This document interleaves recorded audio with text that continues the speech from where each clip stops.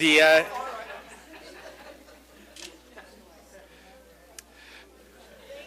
next proclamation that we have tonight is to recognize the upcoming May 2nd, week of May 2nd through May 9th as Osteogenesis Imperfecta week.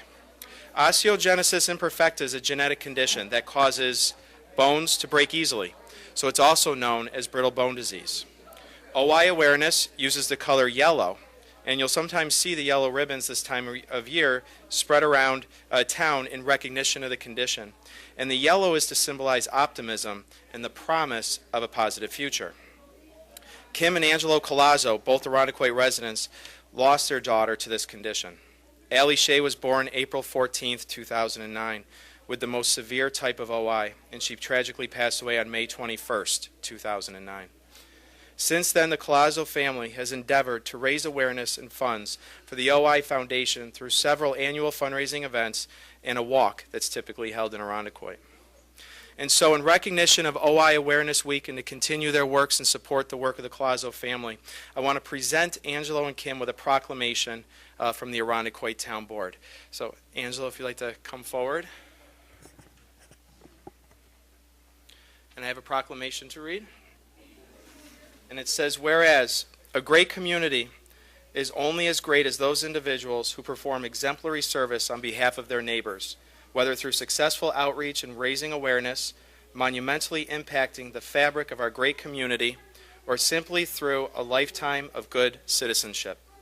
And whereas Angelo and Kim Colazzo are two such charitable individuals and are so deserving of our recognition and praise, along with their infant daughter, Alle Shea, who passed away long before her time, but whose memory Angelo and Kim now endeavor to raise awareness. And whereas Osteogenesis Imperfecta, otherwise referred to as the brittle bone disease, is a genetic disorder characterized by fragile bones that break easily throughout one's entire life. And whereas because there is no cure for any type of OI, treatment options can only focus on minimizing fractures, surgically correcting bone malformations, reducing bone fragility, and maximizing mobility and independent functions.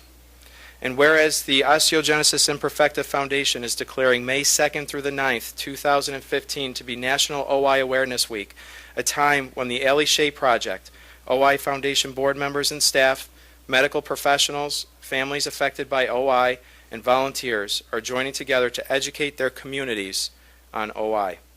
So now therefore, let it be known that we, Supervisor Adam Bello and the Town Board, on behalf of the entire town of Irondequoit, do hereby proclaim May 2nd through the 9th, 2015, as OI Awareness Week in Irondequoit, and do offer our support to the Alle Shea Project and the Osteogenesis Imperfecta Foundation's efforts to raise awareness of this rare disorder.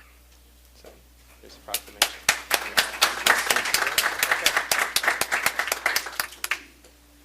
Just want to say quick words. I know I have a lot to do, but Supervisor Bello and Town Board, thank you so much for this. Not too many people have heard of this rare genetic disease. It is a genetic disease, but in our case, it was just a freak mutation. When we got the genetic test back on Alle, they said it was a second reported case of this gene mutation that happened with Alle.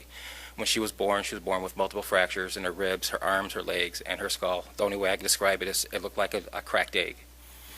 She fought for 5 weeks, and she passed away in my arms. That's the only time I got to hold my daughter without cushions without cushions. So my wife and I, we made a promise to her that we will fight for her, keep her fight going, and that's what we do. And it's very hard because I try to get the hospitals on board, but they say, well, we can just post something on our Facebook page for you. I'm like, please, we need help. We do this on our own. We do this with our own money, which is not much. And right now we decided we're doing a new program where we send little stuffed animals to children all over the world who has OI, because there is no program for kids, because they have to go through many surgeries, they have to go through treatments, and everybody needs a snuggle buddy, as we call it. So that's what we do. We have people donate snuggle buddies to us, and then we ship them out to all over the world. We send them to the Philippines, Australia, England, and within the United States. And with this proclamation, I hope this will give us a little bit more weight and a little bit more of a voice. And I thank everybody so much for this. And I'm sorry for the tears.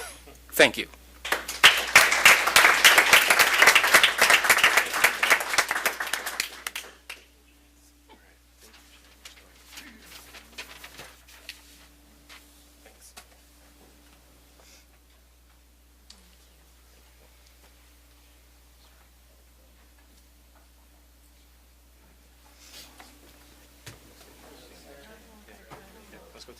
Yeah.